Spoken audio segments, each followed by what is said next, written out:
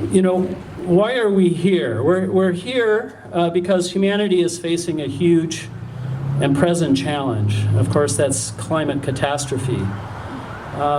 We're also facing a planetary challenge as well, related, and that is the power of the wealthy elite in countries all across the world. Now, this is not coincidental, okay? In fact, this is exactly has its source. Both challenges have its source in the same kind of problem that we're facing. And I'm going to use a word, I hope you're not offended, but I'm going to use the word neoliberalism, okay? Or if you wish, if it feels better, economic fundamentalism or market fundamentalism. Yes, thank you. If you will, neoliberalism was formed. I just give a little history here, a little political history, because this is why we're not getting where we need to go, okay, on both of these challenges. Back in the 1930s, there was a little thing called the New Deal to deal with the crash and the Great Depression. And neoliberalism was invented, actually, in the 1930s to destroy the New Deal, okay? And it has really been implemented, started in the 1970s. The first thing that neoliberalism went after in the 1970s was labor unions. Right.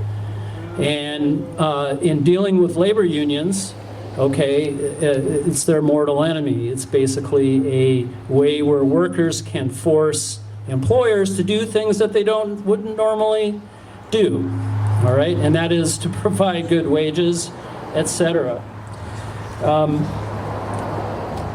And that continues till today, all right? It's the same forces. It just doesn't want me to be in the sun.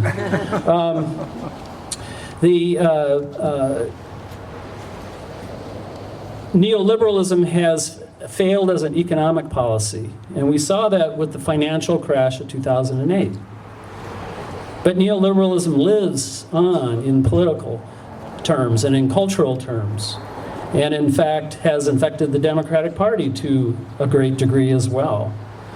And one of the aims of neoliberalism is to limit the effectiveness of any government, okay? That the market will solve all of our problems. We don't need government interference. Does that sound familiar? So who here are union members? Please raise your hand. Is there anyone union member here? Oh, we got a few. Great. All right. Thank you, brothers and sisters, for being here. One of the things that I've spent a lot of my career is advocating for something like the New Green Deal, which has been proposed as a framework for action. It is not something that is a finished product by any means, but it is a legislative roadmap, is all that it is, despite some of the criticism to the contrary.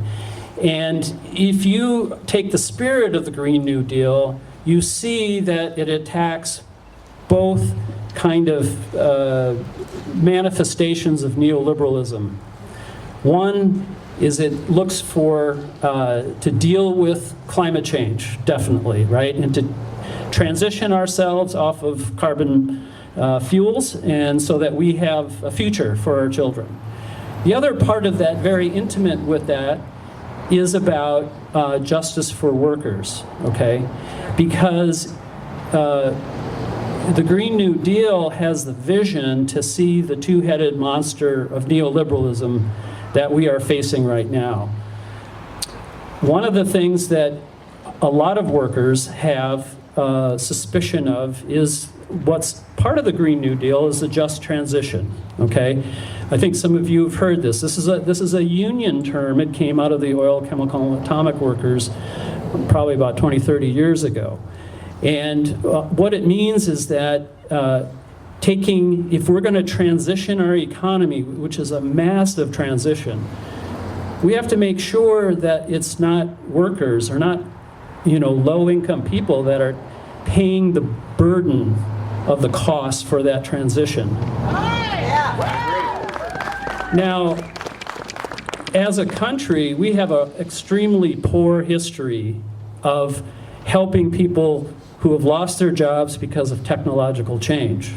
Extremely poor. And this is the root of the skepticism that a lot of workers in the fossil fuel industry and elsewhere have about just transition. And it's going to be up to all of us here to make that, to bring that and make it credible, okay? I would really strongly urge people not to use sort of the Cliff Notes version of talking about jobs, saying, well, in the transition, there's going to be new green jobs. Well, yes, there is, okay? But it isn't necessarily going to go to the person who's displaced working at Colstrip or who are mining the coal in Decker, okay? What I would propose is just to have to advocate for just buying out workers in the fossil fuel industry in Montana, for instance. Provide a permanent lifetime pension, and then if there's training, if they want to get in a new industry or if they want to retire, so be it. This is part of the cost that we have to bear to move transition. When people start hearing that, you're going to hear people go, well, okay, I don't like it, but it's better, it makes me feel more secure. And we have fellow citizens here in Montana, okay, who, if we don't promote this, will be bearing a much higher cost than any of us are paying, okay? So let's equalize that pain.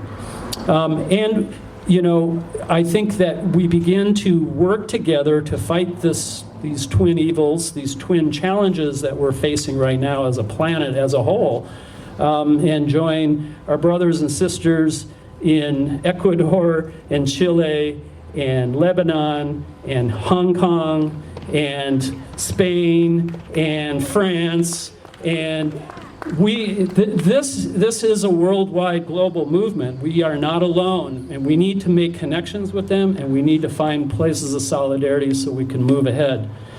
The market will and has absolutely failed to address these twin challenges. It's up to us to take our country and our planet back. Thank you.